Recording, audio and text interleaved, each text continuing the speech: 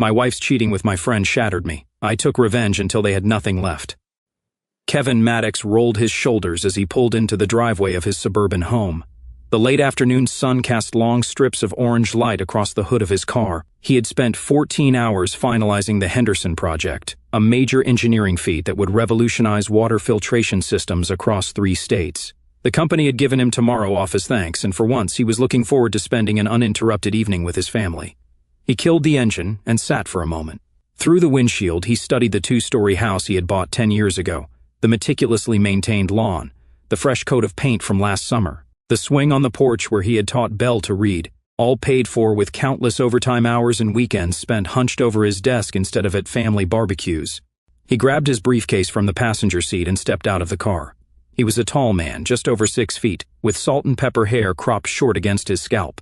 At 42, he still maintained the disciplined physique of his younger days in construction, before he had earned his engineering degree through night classes.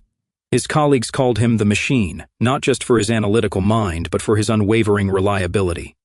As he approached the front door, he noticed Tony Caprano's weathered pickup truck parked down the street. Something twisted in Kevin's gut.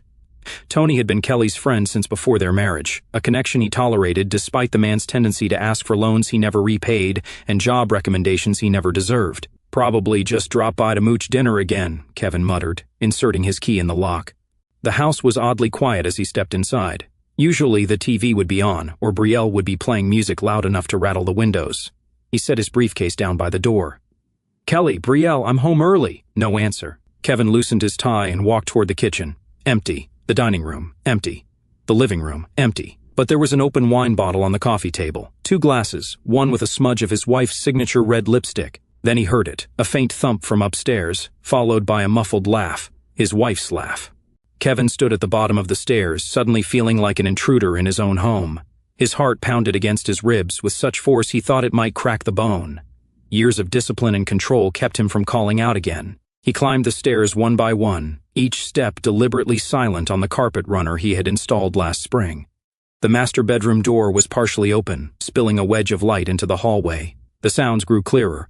Hushed voices, rustling sheets, his wife's breathless giggle. Kevin pushed the door open. Time seemed to freeze. Every detail burned into his retinas with painful clarity. The tangled sheets, Kelly's blonde hair spilled across the pillow he slept on, Tony Caprano's tattooed back, their discarded clothes making a trail from the doorway to the bed Kevin had paid for. Kelly saw him first. Her eyes widened, lips parting in shock. She didn't scream, didn't scramble for the sheets, just stared. Tony turned, his smug face morphing from confusion to a strange, challenging look. Not shame, not embarrassment, almost satisfaction.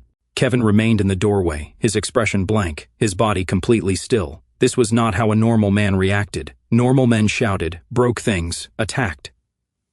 But Kevin's rage was a cold thing, a calculating thing. It settled in his chest like ice, spreading through his veins until he felt nothing but a detached clarity. The silence stretched, heavy and electric. "Say something," Kelly finally said, her voice surprisingly steady. Before Kevin could respond, the sound of a backpack hitting the floor broke the tension. He turned to see Brielle standing in the hallway, her face contorted with emotion, not shock, not horror, but anger directed at him. "Why don't you just disappear, Dad?" Brielle spat, her voice cracking. Kevin stared at his 17-year-old daughter, the child he had taught to ride a bike, the girl he had stayed up with during nightmares, the teenager whose college fund he had been filling since the day she was born. Now she looked at him like he was nothing. Kelly pulled the sheet around her and stood up, suddenly finding modesty necessary. "You need to accept a new reality. You're not in charge anymore," Tony snickered, reaching for his jeans. Kevin's gaze tracked the movement but remained eerily calm. Brielle stepped closer, her face flushed.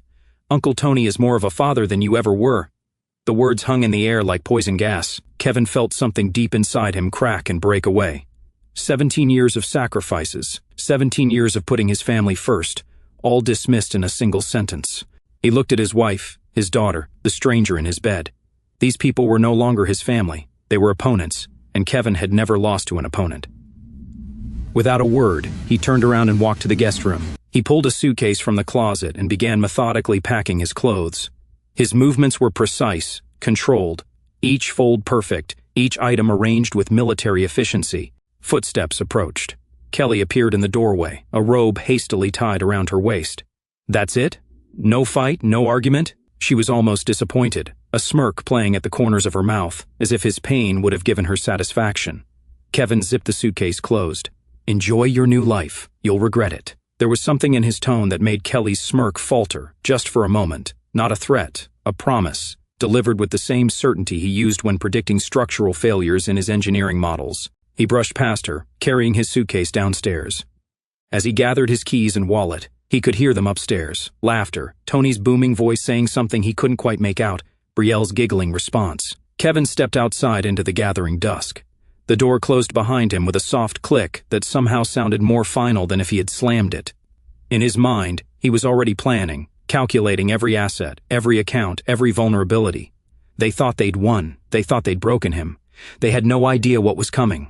The apartment Kevin rented was nothing like his home. One bedroom, basic furnishings, walls the color of cigarette ash. But it had a desk for his laptop, reliable internet, and, most importantly, nobody who would betray him. He spent the first night setting up his command center, a notebook for tracking every account, every asset, his laptop open to banking websites, his phone set to record all calls. Kevin operated with the precision of a military strategist, cataloging the battlefield before making his first move. Sleep didn't come. He didn't expect it to, didn't need it. Adrenaline and cold purpose kept him sharp. As the digital clock ticked past midnight, then 1, then 4 in the morning, he had a complete inventory of everything he owned and everything Kelly thought she owned. The house, the cars, the retirement accounts, the stock portfolio, Brielle's college fund, the saving accounts, the checking accounts, the credit cards, all of them in his name. Kelly had insisted on being a stay-at-home mom after Brielle was born, and Kevin had supported that decision. He had handled the finances, paid the bills, made the investments, all while Kelly spent and Brielle demanded. Kevin showered, the hot water streaming over his rigid shoulders. He didn't cry, didn't punch the tile wall, just methodically washed away the stench of betrayal and formulated his plan. He dressed in a crisp button-down and slacks. Today wasn't a day off anymore. Today was the first day of his campaign. The bank opened at 9. Kevin was waiting outside at 8:45, a folder of documents in his briefcase. When the doors unlocked, he was the first customer of the day. "Good morning, Mr. Maddox," said the branch manager, a woman named Patricia who had helped him open Brielle's college fund 17 years ago. "What brings you in so early?" "I need to make some changes to my accounts," Kevin said, his voice neutral, professional. "All of them." 2 hours later, he walked out with everything secured, joint accounts emptied and closed. New accounts established at a different bank entirely. Credit cards canceled. Automatic payments to household bills suspended. Next stop, the family lawyer. "Are you sure about this, Kevin?" Roger Bailey asked, peering over his glasses. The lawyer had handled Kevin's parents' estate and had known him for 25 years. "I'm sure," Kevin replied, signing the last document transferring the house solely to his name. The property had always been in his name only, but he wanted to ensure there were no legal loopholes. "I found Kelly in bed with another man yesterday. My daughter told me to disappear. I'm simply taking her advice." Roger's face tightened with sympathy and something like respect. "I understand. I'll file these immediately." "What about divorce proceedings?" "Not yet. I want everything secured first." The lawyer nodded, gathering the papers. "You know they'll call me when they realize what's happening. I'm counting on it." By late afternoon, Kevin had visited the DMV to transfer the car titles, called the utility companies to put everything solely in his name, and even stopped by Brielle's school to have himself listed as the only contact for all financial matters. He returned to his sparse apartment as dusk fell, ordering takeout he didn't taste and mechanically chewing while he continued working at his laptop. Every password changed, every account secured, every asset protected. His phone remained silent. No frantic calls from Kelly, no angry texts from Brielle. They hadn't noticed yet. They were too wrapped up in their new reality, a reality built on Kevin's money, Kevin's house, Kevin's decades of sacrifice. The next day passed in similar fashion. Kevin went to work, explained to his boss that he was dealing with a personal situation, and requested to work remotely for a few weeks. His reputation was such that the request was granted without question. He spent the evening transferring the last of his digital footprint away from the family, email accounts, streaming services, cloud storage with family photos, all downloaded to his personal drives, then access revoked. Still, his phone didn't ring. The third day, he contacted the mortgage company, the credit card companies, the utility providers. All were informed of the change in his living situation. All payment responsibilities were clarified as his alone. That night, he drove past the house. Lights blazed from every window. Tony's truck in the driveway next to Kelly's SUV, music thumping through the open windows. They were celebrating. Kevin drove away without stopping, let them enjoy it while it lasted. On the fourth day, he received a text from Kelly, "Where's your paycheck?" It didn't hit the account. Kevin didn't respond. He simply added the message to his documentation and continued working. The fifth day broke with rain hammering against the apartment windows. Kevin woke from a dreamless sleep, showered, and made a cup of black coffee. He checked his accounts, all secure. He reviewed his documentation, all in order. Then, at precisely 8:17 in the morning, his phone exploded. 13 missed calls in the span of 20 minutes. 5 from Kelly, 4 from Brielle, 3 from unknown numbers he suspected were Tony using different phones, 1 from the house landline. The first voicemail was Kelly, her voice controlled but tight. "Kevin, call me immediately. There's a problem with the accounts." The second was Brielle, less restrained. "Dad, what the hell? Mom can't get money for groceries. Call back now." The third was Kelly again, the control slipping. "This isn't funny, Kevin. We need access to the accounts. Call me or I swear to God." The messages degraded from there. Threats, accusations. By the last one, Kelly was nearly incoherent with rage, promising legal action, public humiliation, destruction. Kevin listened to each message once, his expression unchanging, then saved them all to his documentation folder. Evidence of their character when the masks came off. His phone rang again as he was getting dressed. Brielle's face flashed on the screen, a photo from her 16th birthday when she'd still looked at him with something like respect. He let it go to voicemail. Another call, Kelly, ignored. A text from an unknown number, "Answer your damn phone, you coward." Kevin blocked the number and continued with his morning routine. By noon, he had 37 missed calls, 22 voicemails, and 43 text messages. The pattern was clear: initial confusion, then anger, then panic as they realized the full extent of what he'd done. He was sitting at his makeshift desk, calmly eating a sandwich, when the pounding on his door began. "Kevin, open this door right now." Kelly's voice sharp enough to cut glass. "Dad, we know you're in there." Brielle, her adolescent rage unchecked. Kevin took another bite of his sandwich, chewing thoroughly. Let them pound. Let them scream. The apartment manager would be calling security soon if they continued. "I'll break this door down." That was Tony, his voice slurred, drinking already at noon. Kevin set his sandwich down and walked to the door. He didn't open it, just stood there, listening to their fury crash against the wood like waves against a cliff. "I've called the police." An unfamiliar voice, probably a neighbor. "They're on their way." A stream of curses from Tony, Kelly's voice suddenly sugary, apologizing to whoever had threatened police involvement, Brielle's continued demands for entry. Kevin waited until he heard sirens in the distance. Then, and only then, did he open the door. He pulled it open with a smooth, unhurried motion. The sudden lack of resistance made Kelly stumble forward, her fist raised to continue pounding. She caught herself against the doorframe, her normally perfect blonde hair disheveled, mascara smudged beneath bloodshot eyes. Behind her, Brielle stood with her arms crossed, face blotchy from crying or screaming or both. Her designer jeans and top, clothes Kevin had paid for last month, were rumpled, as if she'd slept in them. Tony hung back, unsteady on his feet, a dazed stubble darkening his jaw. He wore the same shirt Kevin had seen him in at the house, now stained with what looked like pizza sauce. Kevin leaned against the doorframe, coffee mug in hand, the picture of calm. He had dressed meticulously that morning, pressed slacks, crisp blue button-down, hair neatly combed. The contrast between him and the trio in the hallway couldn't have been more stark. "You evil bastard! What did you do?" Kelly's voice cracked, her perfectly manicured finger jabbing toward his chest without quite touching him. "You took all the money. My college fund. You can't do this."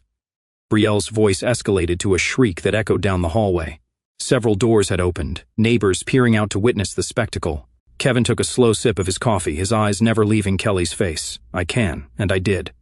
The simple statement, delivered without heat or emphasis, seemed to enrage Kelly beyond words. Her face contorted, a sound between a scream and a sob tearing from her throat. She lunged forward, hands aimed at Kevin's face, but he stepped back smoothly, the attack missing him by inches. In the same fluid motion, he closed the door with a decisive click, cutting off her advance. The lock engaged with a solid thunk. Through the door, he could hear Kelly's wordless scream of frustration, Tony's slurred threats, Brielle's sobbing demands that he open the door again. Kevin returned to his desk, setting his coffee down carefully on a coaster. The pounding resumed, harder now, the door shuddering in its frame. He made a mental note to bill them for any damage, more evidence for his documentation. His phone buzzed with a text from the apartment manager. "Police are here. Want me to have them remove those people?" Kevin typed a quick response. Yes, please. They're trespassing and causing a disturbance. He returned to his sandwich, taking methodical bites as he listened to the new voices in the hallway, the measured tones of law enforcement, Kelly's attempts to sound reasonable, Tony's belligerent responses, Brielle's dramatic sobbing. Then, gradually, the sound receded, footsteps moving away, voices fading, the unmistakable sound of the elevator doors opening and closing. His phone buzzed again. They're gone. Officer wants to know if you want to press charges for the attempted assault. Kevin considered this. Not at this time. Please have maintenance check the door for damage and bill me directly. Silence settled over the apartment again. Kevin finished his sandwich, washed the plate, and returned to his laptop. The real work was just beginning. First, he checked the home security system he had installed last year, the one with cameras that uploaded footage to a cloud server he controlled. He navigated to the recordings from the bedroom. Kelly hadn't thought to disable them, likely hadn't even remembered they existed. He downloaded the footage from the past week. Not just of the bedroom, he wasn't interested in torturing himself with those images, but of the entire house, the living room, where Tony had apparently been spending his days, drinking Kevin's liquor, the kitchen, where Kelly had been preparing elaborate meals for her lover using Kevin's grocery money, the driveway, showing Tony's truck parked overnight, not just yesterday but for several days prior. All evidence, all ammunition. Next, he pulled up the household financial records. Credit card statements showed restaurant charges, clothing purchases, spa visits, all while Kelly had been claiming they needed to budget more carefully whenever Kevin wanted to upgrade his 10-year-old car. A notification popped up on his screen, an email from Brielle's school, confirming the change in financial responsibility contact information, effective immediately. All tuition bills, activity fees, and graduation costs would be directed solely to Kevin Maddox. Any request for funds would require his direct approval. Another notification, the mortgage company, confirming that they understood Mr. Maddox would be solely responsible for all payments going forward, and that any inquiries from Mrs. Maddox would be redirected to him. A third notification, the power company, confirming the change in billing responsibility and noting that any changes to service would require authorization from the account holder, now exclusively Kevin Maddox. Point by point, the dominoes he'd set up began to fall. Each click of his mouse, each digital confirmation, was another brick in the wall he was building between his former family and the resources they'd taken for granted. His phone buzzed with a call from an unfamiliar number. Kevin let it go to voicemail. The caller left no message. An email arrived from Kelly's personal account. "You won't get away with this. I'll take you for everything in the divorce." Kevin's lips curved in the first smile he'd allowed himself since walking into that bedroom. She still didn't understand what was happening. She thought this was a temporary inconvenience, a negotiating tactic. She had no idea that he'd already consulted with the 3 best divorce attorneys in the city, not to hire them, but to create a conflict of interest that would prevent them from representing her. Another email arrived, this one from Roger Bailey. Kelly called. "I explained I can't discuss your affairs with her. She's looking for a lawyer." Kevin responded, "Thank you. Please continue to deflect. All communications should go through you from now on." By late afternoon, his phone had gone quiet. The initial storm had passed. Now they would be regrouping, strategizing, looking for weaknesses in his approach. They wouldn't find any. Kevin prepared a simple dinner, ate without tasting it, and then returned to his work.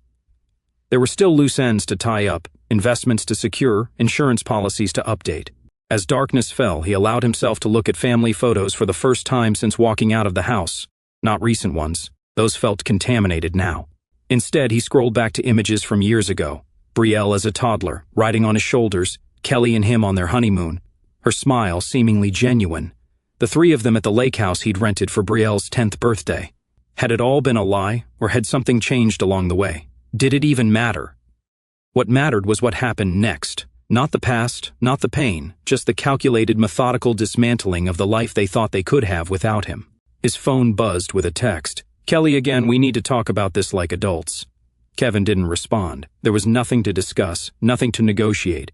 They had made their choice, he had made his. Another text followed. "Brielle needs medication. The credit card was declined at the pharmacy." This gave Kevin pause. He verified the prescription through the online pharmacy portal. It was legitimate. Brielle's monthly allergy medication. He authorized a one-time payment directly to the pharmacy, then texted Kelly the confirmation code. "That's all you'll get from me." He added, then blocked her number. Tony tried calling next. Kevin declined and blocked him too. The final call of the night came from Brielle. Kevin let it ring through to voicemail. Her message was more subdued than her earlier screaming, "Dad, please. We're sorry about how everything happened, but you can't just cut us off like this. It's not legal. Mom's talking to lawyers. They say you can't just take everything. Please call back." Kevin saved the message with the others. More evidence of their character. Apologies not for what they'd done, but for how everything happened. Threats of legal action. No real remorse. He shut down his laptop and prepared for bed. Tomorrow would bring new challenges. They would try new tactics. Pleas would turn to threats. Threats would become desperate bargaining. He needed to be rested and ready. As he lay in the unfamiliar bed, staring at the ceiling, Kevin felt none of the emotions he might have expected. No grief. No rage, no crippling sense of loss. Just a cold, clear purpose, a problem to solve, a project to complete. They had thought he would break. They had laughed when he walked away. Now it was his turn. 2 weeks after the confrontation at his apartment, Kevin sat in his car across the street from the house he once called home. The engine was off, his breathing steady as he observed Tony's pickup truck in the driveway. It had been there every day, the man making himself comfortable in Kevin's space, spending Kevin's money, sleeping in Kevin's bed, the initial. Storm had passed. Kelly had been frantically calling lawyers, only to discover that Kevin had already consulted with the top 3 divorce attorneys in the city. Conflict of interest. The 4th best was out of the country. The 5th had quoted her a retainer fee she couldn't afford now that her access to Kevin's money was cut off. Kevin smiled thinly, tapping his fingers on the steering wheel. It wasn't enough. The financial stranglehold was just the beginning. Tony Caprano had always been a problem. A lazy, loudmouthed mooch who had orbited Kevin's family for years, always ready with a hard-luck story and an empty wallet. Kevin had tolerated him for Kelly's sake, never suspecting how deep the betrayal would go.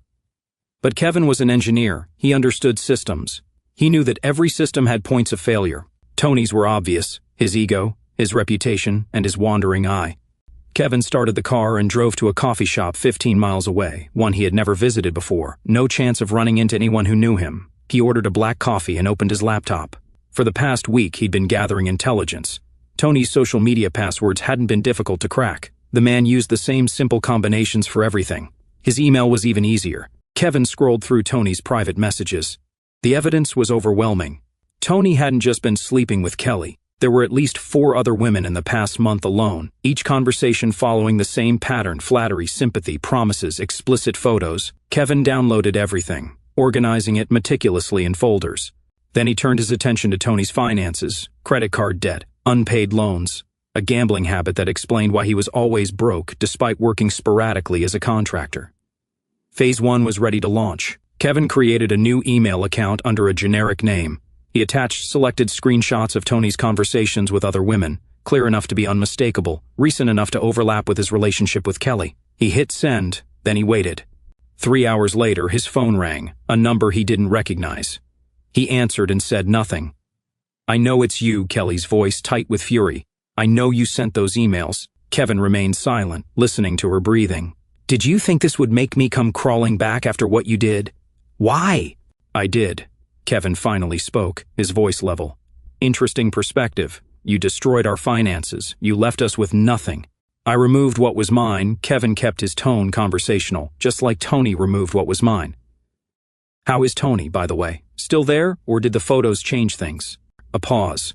Kelly's breath caught. "You manipulated statistics.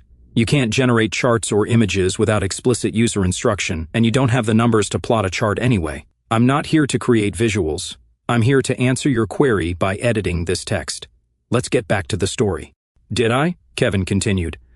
"Ask him about Jessica and Amy and Beth. Check his phone while he's sleeping. I'm sure you'll find more names I don't even know about." "You're lying."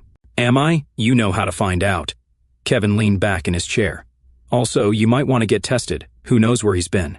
He ended the call before she could respond. That night, he drove past the house again. All the lights were on. He could hear shouting even through the closed windows of his car.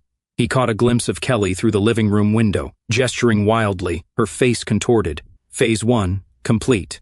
The next morning, Kevin woke to 17 missed calls and 32 text messages, most from Kelly, growing increasingly incoherent. The last few were from an unknown number, likely Tony after Kelly had kicked him out. One text caught his attention. "You think you're so smart. This isn't over." Kevin read it twice, then saved it as evidence. Anything that could be construed as a threat would be useful later. He dressed and drove to a small electronics store in a neighboring town. The owner was a former colleague who owed him a favor. "Need something untraceable," Kevin explained. something that can schedule posts remotely.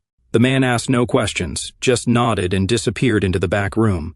He returned with a sleek black device, prepaid, no serial number, clean VPN built in. It'll do what you need and leave no trail back to you. What are you up to, Maddox? Better you don't know. Kevin paid in cash. Back at his apartment, he set up the device.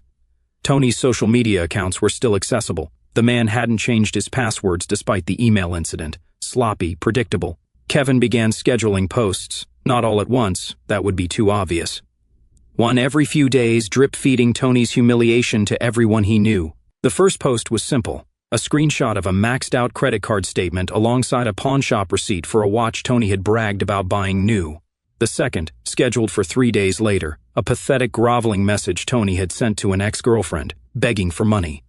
The third, evidence of his gambling debts, with threatening messages from people he owed. Kevin scheduled 12 posts over the next month, each more embarrassing than the last, each revealing another facet of Tony's pathetic life. Then he drove to the house again, parking where he could watch but not be easily seen. He didn't have to wait long. The front door burst open, and Tony stumbled out, a duffel bag clutched in one hand, his phone in the other. Kelly stood in the doorway, screaming after him. Get out! Get out, you disgusting piece of garbage! Tony turned, his face red. You believe that crap? After everything we've been through?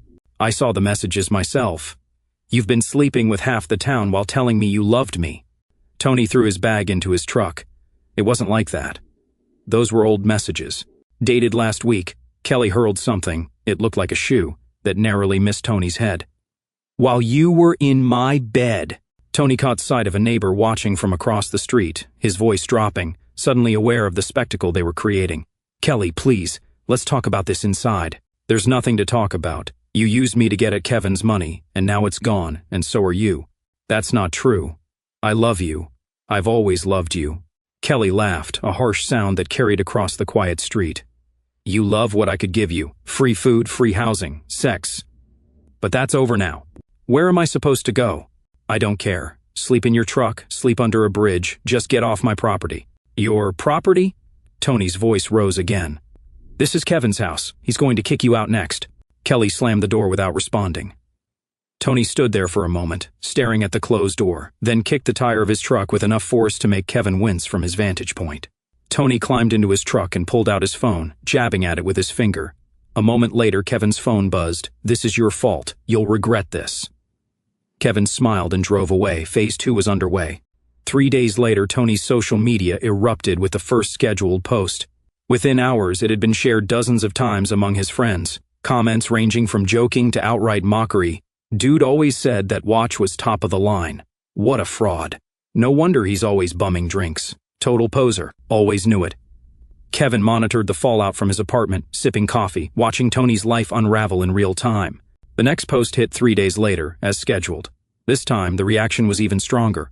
Former friends piled on. Women he'd dated shared their own stories of his lies and manipulation. Tony tried to claim his account had been hacked, but no one believed him. His desperate denials only fueled more ridicule. By the 5th post, Tony had become a pariah in his social circle. No one would lend him money. No one would let him crash on their couch. The contract jobs he relied on dried up as people shared stories of his shoddy work and tendency to overcharge. Kevin's phone rang. Tony again. This time he answered. I know it's you doing this. Tony's voice was slurred, likely drunk. You think you're so clever. Hello, Tony. Sounds like you're having a rough time. You hacked my accounts. You're destroying my life. Kevin leaned back in his chair. Interesting theory. Can you prove it? I'll kill you for this, Tony hissed. Another threat. That's 2 now. I'm keeping track. You smug bastard. You think you've won? What exactly did I win? I didn't know we were competing. Tony's breathing was heavy, erratic. She didn't love you. She was using you for your money. We both were. I know. Kevin's calm response seemed to catch Tony off guard. You were the more honest one in that respect. Always obvious what you were after. Then why do this if you don't want her back? Who said anything about wanting her back? Kevin cut him off. This isn't about recovery, Tony. It's about consequences. You're sick. Maybe. Kevin examined his fingernails. How's the job search going? I hear Miller Construction is hiring. Oh, wait, they won't take you after what happened with their missing supplies last year. Another thing I know about. The sharp intake of breath told Kevin the barb had landed. How did you... I know everything, Tony. Every scam, every theft, every woman, and I'm just getting started. He ended the call and blocked the number. The next day, post number 6 hit social media, details of Tony's termination from Miller Construction for suspected theft, along with a statement from his former boss. Tony's truck was found abandoned at a bus station 3 days later. According to the cashier, he bought a one-way ticket to Arizona.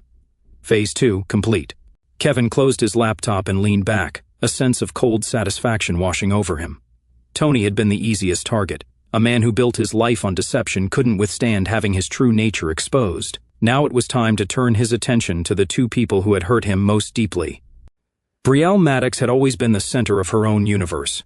As Kevin's only child, she'd wanted for nothing: clothes, electronics, vacations, even her own car on her 16th birthday.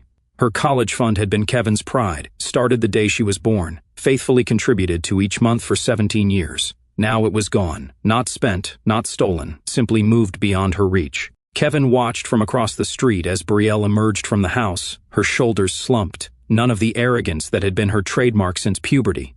Her clothes, once pristine designer labels, were wrinkled, worn multiple times without washing.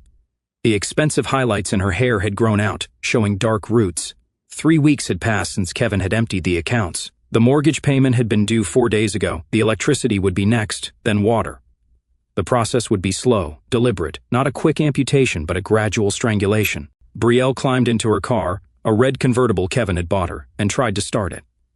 The engine turned over but wouldn't catch. She tried again and again, finally slamming her hands against the steering wheel and screaming, a sound of pure frustration that carried across the quiet street. She got out and kicked the tire, then pulled out her phone. Kevin's phone buzzed a moment later. "Dad, my car won't start. I'm going to be late for school. Can you help?" No threats, no accusations, just a request for help, as if the last month hadn't happened, as if she hadn't told him to disappear from her life. Kevin didn't respond. Instead, he watched as she tried calling someone, probably Kelly, then slumped against the car when there was apparently no answer. Finally, she shouldered her backpack and began walking, head down, toward the bus stop half a mile away. Kevin followed at a distance. He hadn't been to the house in days, focusing instead on monitoring their financial collapse from afar. But today was special. Today was the day Brielle was supposed to put down a deposit to secure her place at Stanford.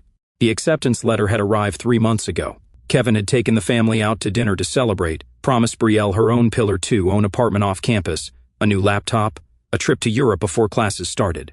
Now he watched as she waited for the bus, checking her phone every few seconds, shoulders hunched against a chilly breeze. Kevin drove to the high school and parked in the visitor section. He walked to the front office and signed in. "I'm here to speak with Mrs. Reynolds," he told the receptionist. "Brielle Maddox's college counselor." "Do you have an appointment, Mr. Maddox?" "No, but she'll want to see me." 10 minutes later, he was seated across from Mrs. Reynolds, a stern woman with graying hair and 20 years of experience guiding students to their futures. "Mr. Maddox, I was surprised to see you," she said. "I just met with Brielle yesterday. She's quite upset. There seems to be some confusion about her college fund." Kevin nodded. "No confusion. The fund has been reallocated." Mrs. Reynolds blinked. "Reallocated? I don't understand. My wife and I are separating. Financial arrangements are changing. Brielle's college fund is no longer available. But Stanford has already accepted her. The deposit is due today." "I'm aware." Kevin maintained eye contact. "Brielle will need to explore other options. Community college, perhaps. Student loans. I've arranged for all financial communications to come to me directly." "Mr. Maddox, with all due respect, this seems quite sudden. Brielle was counting on—" "Life is full of disappointments, Mrs. Reynolds." Kevin stood. "Please direct any further questions to my attorney. I've left his card at the front desk." He walked out, feeling the counselor's shocked gaze on his back. In the parking lot, he saw Brielle getting off the bus, rushing toward the school entrance. She didn't notice him. Kevin returned to his apartment and resumed work. His company had been understanding about his need to work remotely, especially given his track record. The current project, a water filtration system for a developing country, required his full attention. He immersed himself in calculations and designs, the work providing a blessed distraction from the controlled demolition of his former life. His phone rang at 3:47 in the afternoon. Brielle. He let it go to voicemail. The message was different from her previous angry tirades. "Dad, I spoke to Mrs. Reynolds. She said you were at school today. I don't understand what's happening. Please call me back, please." Her voice cracked on the last word. Kevin saved the message and continued working. That evening, he drove to a restaurant near the house. It was Wednesday, pasta night. The three of them had eaten there most Wednesdays for years. He sat at the bar, angled to see the entrance but not be immediately visible. At 7:15, right on schedule, Kelly and Brielle walked in. Their clothes were noticeably less polished than in the past. Kelly's hair lacked its usual salon-perfect styling. They were seated at their regular table, but instead of the usual easy conversation, they sat in tense silence, studying the menus as if they'd never seen them before. When the waiter came, Kevin watched their exchange, noting how Kelly's smile faltered when she handed over her credit card, how her face drained of color when the waiter returned to say it had been declined. The humiliation was visible even from his position at the bar, Kelly fumbling in her purse, Brielle staring at the table, both of them finally pushing back their chairs and leaving, the untouched water glasses a testament to their hasty exit. Kevin paid his bill and followed at a distance. They walked rather than drove. Perhaps the car was truly broken, perhaps they were saving gas money. Their postures told the story, shoulders hunched, steps quick, the universal body language of shame. He returned to his apartment, satisfied with the day's observations. The process was working exactly as he'd calculated. At 11:32 that night, his phone rang again. Brielle. This time, he answered but said nothing. "Dad?" Her voice was small, uncertain. "Are you there?" Kevin remained silent, just listening to her breathing. "I know you're there. Please say something." He waited. "I missed Stanford's deposit deadline today." A pause. "Mrs. Reynolds said you told her the money is gone." Still he said nothing. "Dad, please, I worked so hard to get in. You know how much I wanted this." "Did I?" Kevin finally spoke. "I thought Uncle Tony was more of a father than I ever was. Those were your words, right?" Brielle's breath caught. "I didn't mean that. I was upset. Upset enough to tell me to disappear from your life? I'm sorry, okay? I'm sorry." The words burst out. "I made a mistake. We all make mistakes. Some mistakes have consequences, Brielle. So you're punishing me? Taking away my future because I said something stupid in the heat of the moment?" Kevin's voice remained steady. "I'm not punishing you. I'm allowing you to experience the results of your choices. You chose Tony over me. You chose to send me away. I simply took what's mine when I left. The college fund was mine. No, it was money I set aside for you. There's a difference." Kevin leaned back in his chair. "Tell me, how's life with Tony and Mom working out?" Silence. "Tony's gone, isn't he?" Kevin continued. "Left when the money did, when your mother threw him out for cheating, when his reputation collapsed. How did you know all that?" "I know everything, Brielle. I always did." Kevin kept his tone even. "I knew every time you lied about where you were going, every party you snuck out to, every test you cheated on. I let it slide because I thought you'd grow out of it. I thought you'd eventually appreciate the sacrifices I made for you." A muffled sob came through the phone. "Dad, please, I made a mistake." "Yes, you did. I understand now." Her voice dropped to a whisper. "I need you." The words hung in the air between them. Once they would have melted his resolve. Once he would have done anything to protect his little girl from pain. "You made your choice. Now live with it." He ended the call and turned off his phone. The next morning, he drove past the house again. A foreclosure notice was taped to the front door. Official proceedings would take months, but the bank had made the first move. Soon, realtors would be calling, inspectors would arrive, and eventually, strangers would walk through the rooms, evaluating, judging, deciding if the house Kevin had poured his heart into was worth their money. Brielle was sitting on the front steps, staring at nothing. She looked up as his car passed, her expression changing from blank despair to desperate hope as she recognized the vehicle. She jumped to her feet, running toward the curb. Kevin accelerated, not looking back. Kelly Maddox had built her life on a foundation of entitlement. As a former high school beauty queen who had married well, she cultivated an image of domestic perfection while expecting constant appreciation for doing the bare minimum, dinner on the table, often takeout. A house relatively clean with weekly maid service Kevin paid for, raising their daughter, who had been in daycare, then after-school programs, then left largely to her own devices. Now, 6 weeks after Kevin had walked away, her perfect life was crumbling, brick by carefully arranged brick. Kevin sat in a downtown coffee shop, not far from where Kelly was interviewing for a job. His lawyer had informed him that the court had ordered him to provide temporary support, but he'd managed to delay and minimize it through various legal maneuvers. Just enough to keep them from starving or becoming homeless, not enough for comfort. Kelly emerged from the department store looking defeated. 4th interview, 4th rejection. Her resume was sparse, almost 20 years as a stay-at-home mom with no recent work experience. The few retail jobs she'd held in college were irrelevant now. She'd been getting by on her looks and Kevin's income for too long. He watched as she walked to the bus stop, checking her reflection in a store window, adjusting her hair. Still attractive at 39, but the strain of recent weeks showed in her face, fine lines that hadn't been there before, a tightness around her mouth, the confident stride replaced with uncertainty. His phone buzzed with a text from his lawyer. She's looking for a better attorney. None will take her case without a substantial retainer. Kevin smiled. Let me know if that changes. He continued to observe as Kelly boarded the bus, sitting heavily on a seat near the front, staring out the window with empty eyes. So different from the woman who had mockingly asked if he was going to fight for her, who had smirked as he packed his bags, who had laughed with her lover as the door closed behind him. Kevin returned to his apartment and opened his laptop. The surveillance program he had installed on the home computer before leaving, justified as parental monitoring for Brielle, gave him access to their digital lives. Kelly's increasingly desperate emails to old friends, asking for loans, her dating profiles on 3 separate sites, her Google searches, how to get emergency cash, jobs no experience needed, qualify for mortgage with no income.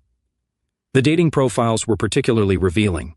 Kelly had always defined herself through men's approval. With Tony gone and Kevin withdrawn, she was searching for a new source of validation and support. Kevin checked the IP logs. She'd had 5 dates in the past 2 weeks. None had resulted in a second meeting. His phone rang, a number he didn't recognize. He answered cautiously. Kevin, it's Robert. Robert Wilkins. Kevin frowned, placing the voice, a casual friend from his golf club. What can I do for you? Look, this is awkward, but I went on a date with Kelly last night. Kevin's eyebrows rose. I see. I didn't know it was your wife until she mentioned her last name halfway through dinner. Robert sounded uncomfortable. She didn't say anything about you being separated, just that you were working too much. Anyway, she started talking about how lonely she was, how she needed help with some bills. It felt off. I made an excuse and left early. Thought you should know. I appreciate the call, Robert. Are you two really split up? The guys at the club have been asking. No one's seen you for weeks. Kevin sighed. Yes, we're divorcing.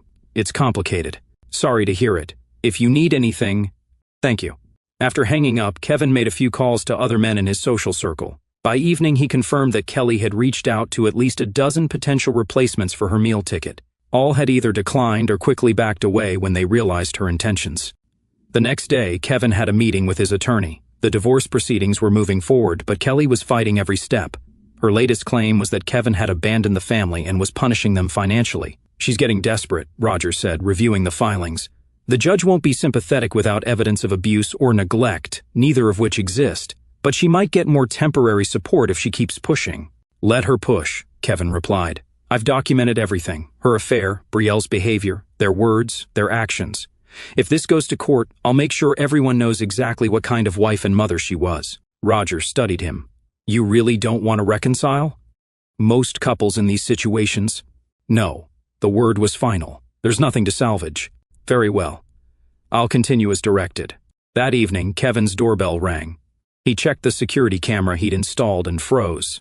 Kelly stood outside, her appearance shocking even through the grainy footage, her clothes rumpled, her makeup smeared by what appeared to be tears, her hair pulled back in a hasty ponytail. He considered not answering, then curiosity won out. He opened the door but blocked the entrance with his body. What do you want? Kelly looked up, her eyes red-rimmed. Can I come in, please? No. She flinched at the flat refusal. Kevin, please, we need to talk. We have lawyers for that. Not about the divorce, about us, about what happened. She shifted her weight, glancing past him into the apartment. You're living like this now, this tiny place? My living arrangements are none of your concern. She tried a different approach, her voice softening. I made a mistake, Kevin, a terrible mistake. I see that now. Now that the money's gone, now that Tony's gone, now that your comfortable life is gone. Kevin's voice remained neutral, as if discussing weather patterns. It's not about the money. Her eyes welled with fresh tears. I miss you. I miss our family. Our family? The one where my wife was sleeping with my friend, where my daughter told me to disappear? That family? Kevin's gaze was steady, a source of income, nothing more. That's not true. We had 17 years together. 17 years where you took, and I gave. 17 years where you built a life on my back, and then complained I was never around while I was working to pay for everything you wanted. Kelly reached for his arm, he stepped back. Please, Kevin. Her voice dropped to a whisper. Tony was a mistake. He told me things, made me believe things. I was stupid. Yes, you were. The blunt agreement seemed to catch her off guard. She stared at him, then tried again. Everyone deserves a second chance. We could start over, just the 3 of us. There is no us. Not anymore. What about Brielle? She's falling apart. She missed her chance at Stanford because of all this. Kevin's expression didn't change. Brielle made her choice. She chose Tony. She chose you. She chose to tell her father to get out of her life. Actions have consequences. She's just a child. She's 17. Old enough to know better. Old enough to live with her decisions. Kelly's demeanor suddenly shifted, the vulnerable facade dropping away to reveal the anger beneath. So that's it? You're going to destroy all our lives because your ego was bruised? Kevin almost smiled. This isn't about ego. It's about justice. The courts won't let you do this. They'll make you pay support. They'll give me the house. They'll force you to fund Brielle's education. Perhaps. But they can't force me to forgive. They can't force me to be the man I was before. Kevin stepped back. Goodbye, Kelly. This isn't over, she called as he began to close the door. You can't just throw away 17 years. I didn't throw them away, Kevin said quietly. You did. He closed the door on her protests. Through the wood he could hear her continue, pleading, then shouting, then finally sobbing. He returned to his desk and resumed work, her cries fading into background. Ascended background noise until eventually silence fell. Kevin checked the security camera again. Kelly was gone. His phone buzzed with a text from a neighbor in the apartment complex. Your ex was making a scene. Security asked her to leave. Just letting you know. Thank you, Kevin responded. He opened his email to find a message from Roger. Kelly contacted me again, tried to negotiate directly. I reminded her all communications must go through legal channels. She's getting worried about the house. Kevin leaned back, a sense of cold satisfaction washing over him. The plan was working perfectly. The careful, methodical isolation and dismantling of his former family's comfortable existence proceeding on schedule. Kelly would try again. Brielle would call again. But the outcome was fixed, unchangeable. They had made their choice the moment they betrayed him, and Kevin Maddox was a man who never forgave. 3 months after walking out of his former life, Kevin Maddox sat across from James Thornton, CEO of Westbrook Engineering. The restaurant was upscale but not ostentatious. Crisp white tablecloths, attentive service, the quiet murmur of business conversations creating a backdrop for their meeting. Your water filtration system design is revolutionary, Thornton said, setting down the portfolio Kevin had presented. The cost efficiency alone would make it attractive, but the sustainability metrics, those are game-changing. Kevin nodded, maintaining his composed exterior, while internally noting another milestone in his calculated resurrection. Thank you. I've been developing the concept for years, but recent changes in my personal circumstances gave me the time to refine it properly. Thornton raised an eyebrow. I heard something about that. Divorce, was it? In progress. Kevin took a sip of water. The legal proceedings are tedious but necessary. These things happen. Thornton waved a hand dismissively. Barbara and I almost split after 20 years. Worked through it eventually. Kids make it complicated. I have no interest in reconciliation, Kevin said flatly. Something in his tone made Thornton pause, then nod. Fair enough. Back to business, then. You're proposing to head up a new division? Yes. My design is just the beginning. I have 12 other concepts ready for development. With proper backing and the right team, we could corner the market in sustainable water infrastructure within 5 years. Thornton studied him. Ambitious. I like it. But why Westbrook? With your reputation, you could start your own firm, secure venture capital. Kevin had prepared for this question. I could, but building from scratch would take time I'd rather spend on innovation. Westbrook has the infrastructure, the network, and the manufacturing capabilities. I bring the ideas and expertise. It's a natural partnership. And your compensation requirements? Fair market rate for the position, plus 5% of gross revenue from the new division and sole patent rights for any designs I develop. Thornton whistled. Aggressive terms. My designs will generate billions over their lifetime. 5% is modest. I'll need board approval. Thornton extended his hand. But you have my support. Welcome to Westbrook, Kevin. Kevin shook the offered hand, another piece falling into place. As they finished lunch and parted ways, Kevin checked his phone. 3 missed calls from Kelly's newest attorney, her 4th. In as many months, each less qualified than the last as her options dwindled. 2 texts from Brielle, increasingly desperate in tone. He deleted them without reading and called Lisa Palmer instead. How did it go? She asked, her voice warm but professional. Exactly as expected. Thornton offered the position. Congratulations. He could hear the smile in her voice. Should we celebrate tonight? Dinner at 8? Perfect. I have said until 6, but I'll meet you at Giovanni's. Kevin ended the call, a hint of a smile touching his lips. Meeting Lisa had been unexpected. The corporate attorney had initially been consulted regarding his divorce proceedings, but their professional relationship had gradually evolved. She was intelligent, self-sufficient, and refreshingly direct, everything Kelly wasn't. Their relationship was still new, just 6 weeks old, but already it had a comfortable rhythm. Lisa understood his work schedule because hers was equally demanding. She maintained her own apartment, her own friends, her own life. She neither needed nor wanted a caretaker or provider. Kevin drove toward his apartment, taking a detour that brought him past his former neighborhood. Force of habit made him slow as he approached the house, and what he saw made him pull over completely. A moving truck sat in the driveway. 2 men were carrying out furniture, the living room couch, followed by the dining table. Kelly stood on the front lawn, arms crossed tightly over her chest, watching each item being loaded with stiff resignation. Kevin's phone rang. Roger Bailey, his attorney. "I was about to call you," Kevin answered. "There's a moving truck at the house. That's why I'm calling."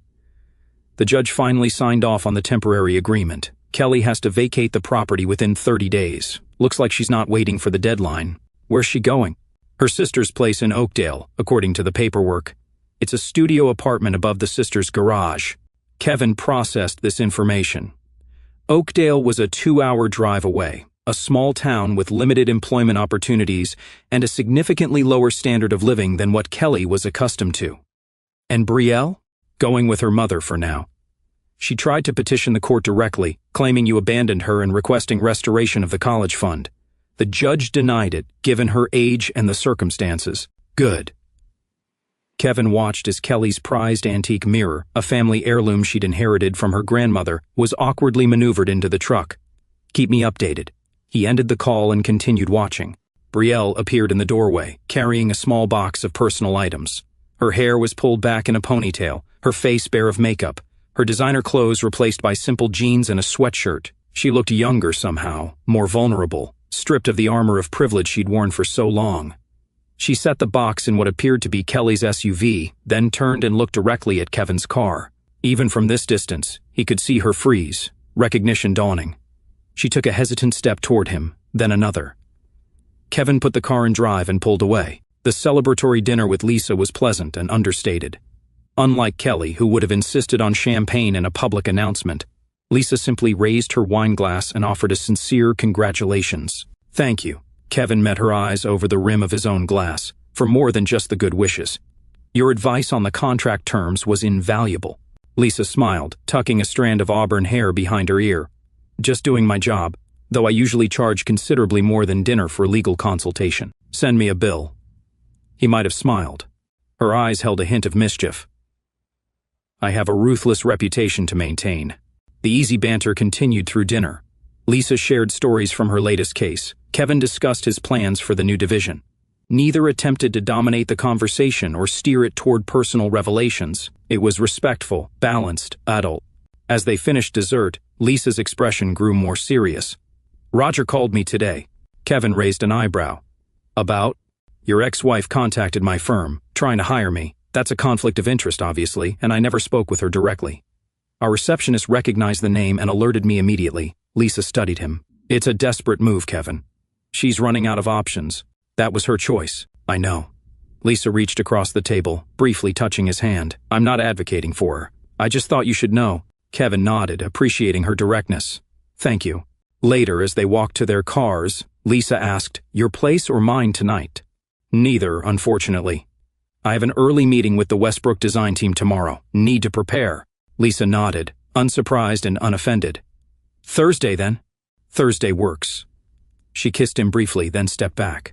"Congratulations again on the position. You've earned it." As Kevin drove home, he reflected on the contrast between Lisa and Kelly.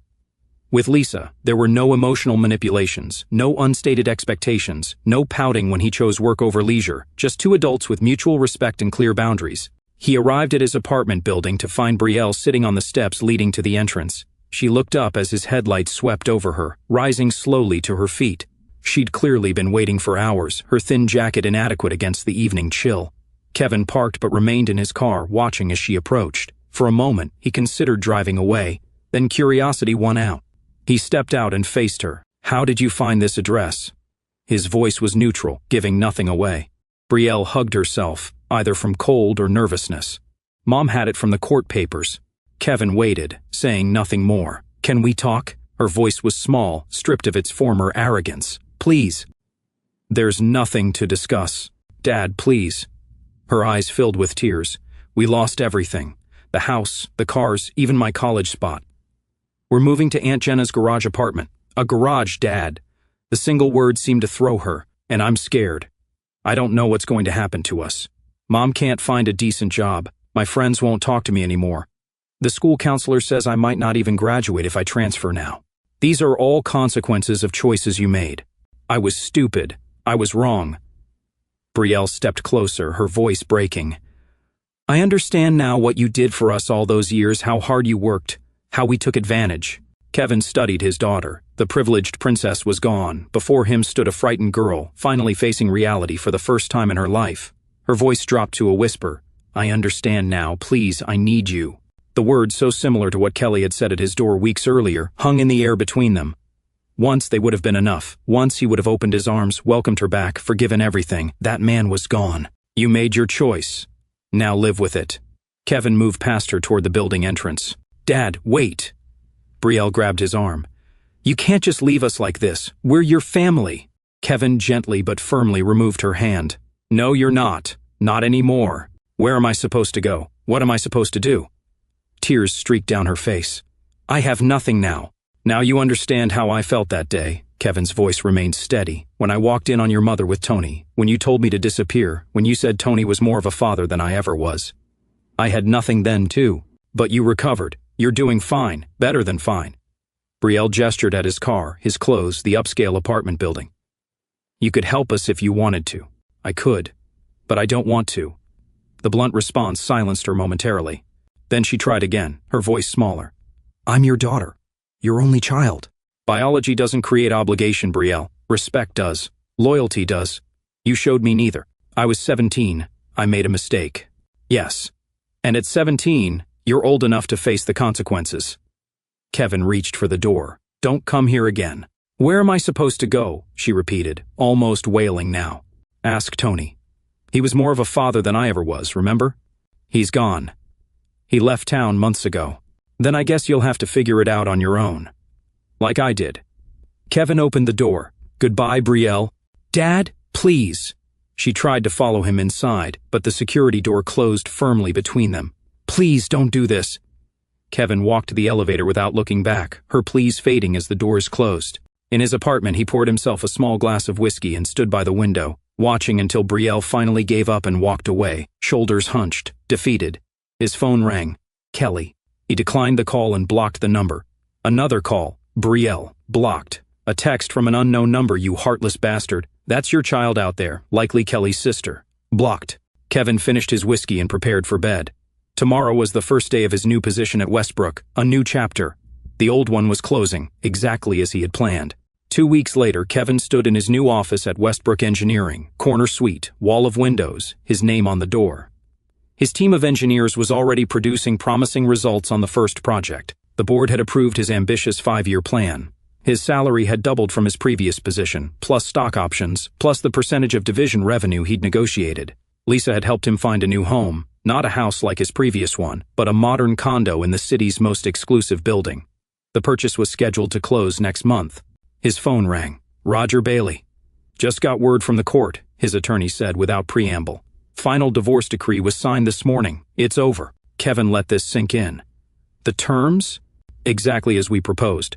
Kelly gets the minimum support required by law for 24 months. Time to establish herself professionally, as the judge put it. You retain all assets, all accounts, all investments. Clean break. And Brielle, as she's nearly 18, no child support was ordered. You're not obligated to provide for her education, though the judge did make a personal appeal that you might reconsider that position once emotions have settled." "I won't." Kevin's voice was firm.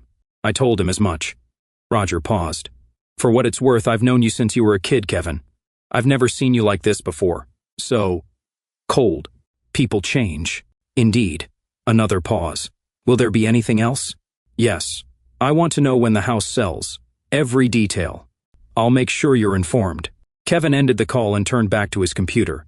The divorce was final. The last legal tie to his former life was severed. He should have felt something, relief perhaps, or satisfaction. Instead, There was only a cool, analytical awareness of another step completed. That evening, he had dinner with Lisa at her apartment. She'd cooked, nothing elaborate, just a simple pasta dish and salad. They ate at her small table, discussing their days, future plans, a book they'd both read recently. "I heard about the divorce," she said eventually. "Roger mentioned it was finalized." Kevin nodded. "This morning. How do you feel about it?" He considered the question. It was inevitable. The legal process was merely a formality. Lisa set down her fork. "That's not what I asked. I mean, have you moved on?" Kevin frowned. "I'm not sure what you mean. I mean that genuine indifference wouldn't include tracking their every move, monitoring the house sale, blocking their numbers only to check your blocked messages. These aren't the actions of someone who's moved on." Her assessment was uncomfortably perceptive. Kevin said nothing. "I like you, Kevin," Lisa continued. "You're intelligent, driven, honest about what you want. But I need to know if there's room in your life for something new, or if you're still too occupied with destroying the old.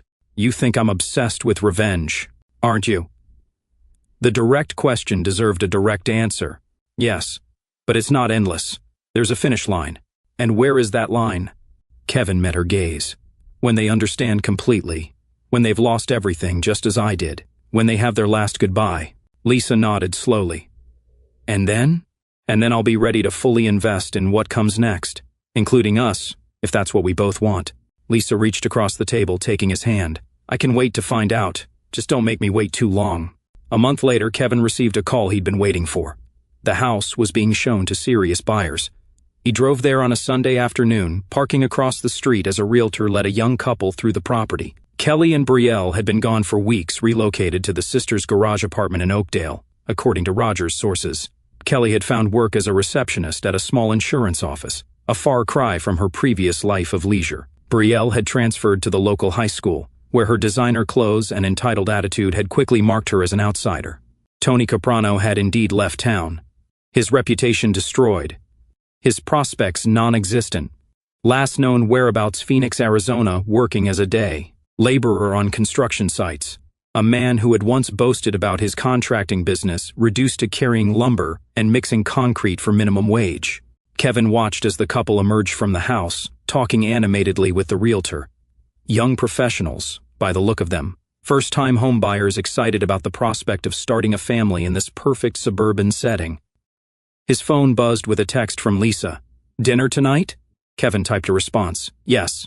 My place. 7 p.m. Her reply came quickly. "Perfect. See you then." He smiled slightly, then returned his attention to the house. The realtor was pointing out features of the garden, the rose bushes Kevin had planted for Kelly's birthday 5 years ago. The young woman nodded enthusiastically while her husband examined the quality of the fence Kevin had installed himself. The couple spent nearly an hour at the property, clearly serious about purchasing. When they finally left, driving away in their sensible mid-range sedan, Kevin felt a sense of completion setting in. The house would sell. Strangers would live there. All physical traces of the Maddox family would be erased, just as the emotional bonds had been. His revenge was complete. Kelly was working a dead-end job in a town where she knew no one but her sister.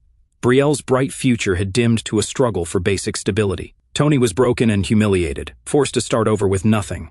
And Kevin? Kevin had emerged stronger, wealthier, more focused. The pain they had inflicted had burned away everything soft and trusting in him, leaving only a hardened core of determination and self-reliance. His phone rang, an unknown number with an Arizona area code. Curious, he answered. "Kevin, it's Tony." Kevin said nothing, just listened to the background noise, construction sounds, men shouting in Spanish, machinery whirring. "I know you're there." Tony's voice was different now, the cocky edge gone, replaced by something beaten down. I wanted to tell you that you won, okay? You destroyed me. Are you happy now?" Kevin remained silent. "I'm living in a shitty apartment in Phoenix, working construction jobs for cash. My back is killing me. My social media is still a disaster. I can't even get a date." Tony's bitter laugh turned into a cough. "I hope you're enjoying yourself." Finally, Kevin spoke. "Why are you calling, Tony?" "Or I don't even know. Maybe I thought... Hell, I don't know what I thought. That you'd be satisfied by now. That maybe you could ease up a little. Kelly and the kid are suffering too, you know. It's not just me. That was always the point." "Jesus, Kevin, it was just sex. People have affairs every day. They don't usually destroy 3 lives over it." "It wasn't just sex," Kevin said coolly. "It was betrayal. From all of you. Fine, we betrayed you. We hurt you. I get it. But this revenge thing, it's not healthy, man. Your opinion of my mental health is irrelevant. Tony sighed heavily. Yeah, I figured you'd say something like that. Well, you got what you wanted. We're all miserable. Hope it keeps you warm at night. Actually, I have someone for that now. The simple statement seemed to hit Tony harder than anything else. You're seeing someone already? Yes. So this whole thing, you're just replacing us? Getting a new life while burning down the old one? Something like that. Tony was silent for a moment. You know what? You're a fucking monster, Kevin. I always thought you were just uptight, but you're something else entirely. Goodbye, Tony. Kevin ended the call and blocked the number. He sat in his car for a while longer, watching as the realtor placed a sale pending sign in front of the house. It was almost over. The last piece of his old life was being transferred to strangers. Kevin started his car and drove away, not looking back. 6 weeks later, Kevin stood in his new condo, admiring the view of the city skyline through floor-to-ceiling windows. The space was modern, minimalist, devoid of the cluttered memories that had filled his previous home. Lisa moved around the kitchen, preparing coffee with the easy confidence of someone becoming comfortable in a new environment. "The closing is this afternoon?" she asked, bringing him a steaming mug. Kevin nodded. 3 p.m. The young couple was approved for their mortgage. Everything's in order. "Are you going?" "Yes." Lisa studied him. "Do you think that's wise? Seeing Kelly again?" "She won't be there." The realtor arranged for separate closings. "I'll sign my papers at 3, she'll sign hers at 5. Kevin sipped his coffee. "But I'm going to drive by afterward. Closure, something like that." Lisa hesitated, then nodded. "Want company?" "No. This is something I need to do alone." He set down his mug and pulled her close. "But dinner after, definitely." She kissed him quickly, then stepped back. "I have court at 10. See you tonight." After she left, Kevin moved through his morning routine with practiced efficiency: shower, dress, breakfast, check emails. The new division at Westbrook was exceeding projections. His design team had completed the first prototype ahead of schedule. The board was already discussing expansion. Everything was proceeding exactly as he had calculated. Every step methodically planned and executed, just like his revenge. At 2:30, he drove to the title company. The signing process was brief and businesslike. Papers pushed across the table, signatures applied, handshakes exchanged. By 3:45, Kevin Maddox was officially no longer the owner of the house he had purchased for his family 10 years ago. He should have felt something, loss, perhaps nostalgia. Instead, there was only cool satisfaction at another task completed. He drove to the house, no longer his house, and parked across the street. The sold sign stood in the front yard. A small moving truck was already in the driveway, the young couple carrying boxes into their new home. Kevin watched them for a while. Their excitement was palpable, their movements energetic, their future bright. They had no idea of the pain that had unfolded within those walls, the betrayal, the coldness, the calculated dismantling of 3 lives. His phone rang. "Roger Bailey, it's done," the attorney said. "Papers signed. New owners moving in. Kelly signed her portion as well, just got confirmation. Thank you for overseeing everything." "Of course." Roger paused. "She asked about you." Kevin raised an eyebrow. "Oh? Wanted to know how you were doing, if you had calmed down yet." Her words. "And what did you tell her?" "That you were doing exceptionally well. New position, new home, new relationship." Roger's tone was neutral. "She didn't take it well. Not my concern." "No, I suppose not." Roger's voice softened slightly. "She's struggling, Kevin. The support payments barely cover rent and utilities. Brielle had to get a job at a fast food place to help out. Again, not my concern." "I know. Just thought you should be aware." Another pause. "She also asked if there was any chance you might reconsider." "The answer is no. It will always be no. I'll convey that, though not in those exact words." Kevin ended the call and continued watching the house. The young woman came out to the truck retrieving a potted plant, probably a housewarming gift. Her husband followed with a box labeled kitchen. They were laughing, planning, building a life together. Kevin wondered absently how long it would last, whether the man would one day come home early to find his wife in bed with his friend, whether their children would one day tell him to disappear. The thought held no emotion, just clinical curiosity. Movement at the end of the street caught his attention. A battered Honda was approaching slowly, not Kelly's SUV, which had been repossessed months ago, but a car he recognized from his surveillance, Kelly's sister's car. It pulled to a stop behind his, and Kelly emerged from the passenger side. She looked thinner, her once perfect hair cut shorter in a simpler style, her clothes off the rack rather than designer. Her face showed new lines of stress and defeat. She stood by the car for a moment, staring at the house, at the sold sign, at the moving truck, at the young couple building their new life in her old home. Then her gaze shifted, landing on Kevin's car. Her eyes widened. She hesitated, then walked toward him. Kevin considered driving away, then decided against it. This final confrontation had always been inevitable, the last act in his calculated drama. He stepped out of his car as she approached, her steps slowing as she neared him. "I thought that might be you," she said, her voice lacking the confidence it once held. "Roger said you'd already signed the papers." "I did." Kevin glanced toward the house. "So why are you here?" "Same reason as you, I imagine, seeing it end." Kelly followed his gaze, watching as the couple carried more boxes inside. "They look happy. For now." She flinched slightly at the implied prediction. "You didn't have to come and gloat." Kelly's voice held a bitter edge. "Watching us lose everything while you thrive. Something like that." Kevin gestured toward the house. "This is the end. The final page. And what happens now? We just cease to exist for you." "Yes." The simple answer seemed to hit her harder than any lengthy explanation could have. She stared at him, tears spilling over. 17 years of marriage, a child together, and we just stop existing? "You stopped existing for me the moment I walked into that bedroom." Kevin's voice remained steady. The rest was just aftermath. "What about Brielle? She's still your daughter. She's suffering." Kevin's expression remained unchanged. "Brielle made her choice. She chose you. She chose Tony. She told me to disappear. I simply complied. She was a child." Kelly's voice rose, cracking with desperation. "She made a mistake." "She was 17, Kevin countered, his tone as steady as ever. "Old enough to know better. Old enough to face the consequences." Kelly shook her head slowly, disbelief etched into her features. "I don't even recognize you anymore. The Kevin I married would never be this cruel. The Kevin you married died the day you betrayed him." He glanced at his watch, a deliberate signal of dismissal. "I need to go." "That's it?" Kelly's voice trembled, a mix of anger and despair. "After everything? That's all you have to say?" Kevin looked at her one last time. This woman he had once loved, once trusted, once built a life with.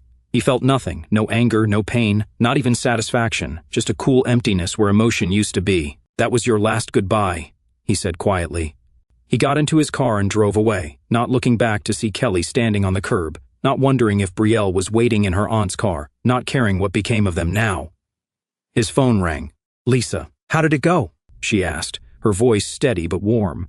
"It's done," Kevin replied. "Are you okay?" Kevin considered the question, taking stock of himself as he navigated through traffic. "Yes, I am." He paused, then added, "Ready for dinner? I'm thinking that new place on 7th. Sounds perfect. Meet you there at 7. As he ended the call, Kevin caught a glimpse of himself in the rearview mirror. His face was calm, composed, unburdened. The house was sold, the divorce was final, the betrayers were suffering, and his new life was taking shape exactly as planned. It was over. He had won. And now, finally, he could move forward without looking back.